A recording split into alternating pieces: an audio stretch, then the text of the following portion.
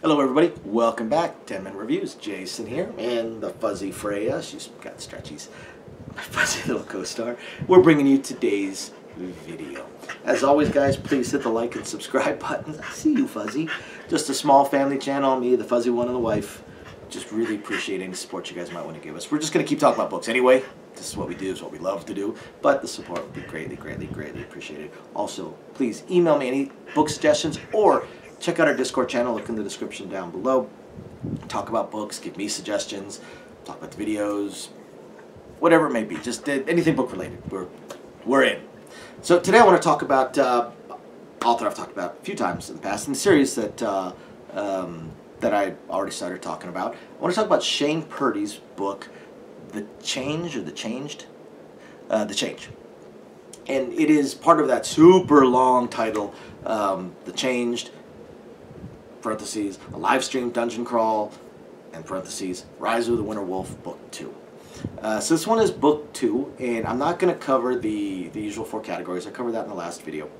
I'm just going to talk about the book a little bit. It's a freaking awesome book, guys. It's incredible.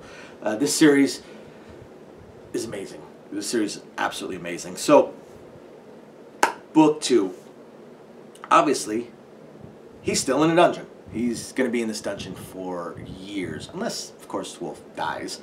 But otherwise, Wolf's going to be in this dungeon for a while, and he's continuing to attempt to basically win.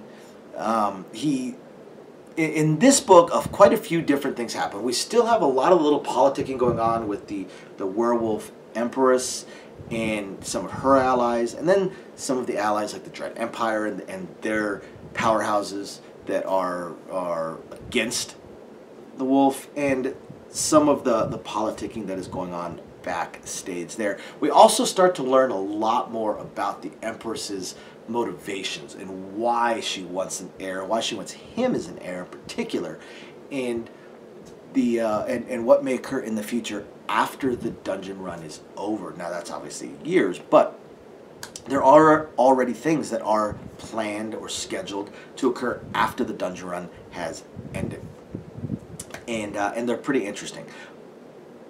We still have some of the politicking going on back on Aegis, where his family is, where all the Earthlings were sent to the little town they're building in their safe zone, one of many safe zones. So we have a little bit going on there. It's definitely going to grow into the future, you can tell, but for now, just a little bit going on there. The main focus is still the dungeon, and of course, is the Empress going to be able to turn him? Now, with a title, like The Change, there's definitely going to be some changes. We learn more about classes and how he can evolve his race and his class at certain levels. And let's just say things don't work out the way that anybody expects them to work out. But Wolf does get some advantages and some disadvantages. At one point within this book, he actually loses his Forerunner status, which is pretty incredible when you think about how far ahead he was in Book 1. So he loses his Forerunner status at one point, but along with that actually potentially gains a lot of strength if he could survive, and likely will, if he's able to, regain the Forerunner status. And then we run into The Change, that is the title of this book, and guys, I can tell you, it's pretty interesting. It's pretty interesting. You could tell how it aligns with some of the politicking that's going on behind the scenes, and how it kind of goes against some of the politicking that's going on behind the scenes. We also, in this book, start getting some hints of why there's some politicking against Wolf, and it generally leads to it looks like it leads to his Harbinger status. Although we do get a little bit of a hint that there might be some issues with his Reaper status as well. But primarily it's the Harbinger status. First off, you've got Harbingers of other elements, of competing elements, that obviously consider him, just almost on an instinctive basis, consider him like a foe. I mean, you figure a Fire Harbinger would definitely not like an Ice Harbinger anymore. They would like a Water Harbinger, or like a Heat Harbinger, would like an Ice Harbinger. But then you've got other ones that are kind of look at him more as an ally, Water Harbingers, Electric Harbingers, things along those lines. So you definitely have the Harbinger thing going on there, but of course then the Reaper thing as well.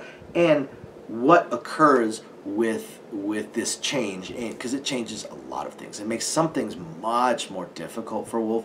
It makes some things somewhat easier eventually. We do get a little bit of comedy going on in the book, especially dealing with his change and his attempts to change or train his change. And then we find out some more interesting things about, because he ends up a new race even, and some more interesting things, including some, mistakes that he makes on some of the dungeon levels to the detriment of other competitors behind him. Wolf is, Wolf's not a murder hobo. He's not trying to go around destroying every other competitor. He's just there to do his thing. He generally wants to be left alone. He'll team up. He'll talk to some of the competitors, but generally he just wants to walk away, do his own thing. But at the same time, he doesn't want to work to their active detriment, and he accidentally does at one point, which is pretty funny. So guys, if you guys like lit RPG books, you will love this book. This is a fantastic series. Rise of the Winter Wolf by Shane Purdy. Fantastic series, turning into one of my favorite lit RPG series of all time. So after you guys hit the like and subscribe buttons, guys, go check it out. Thanks for watching. We'll catch you next time. Bye now.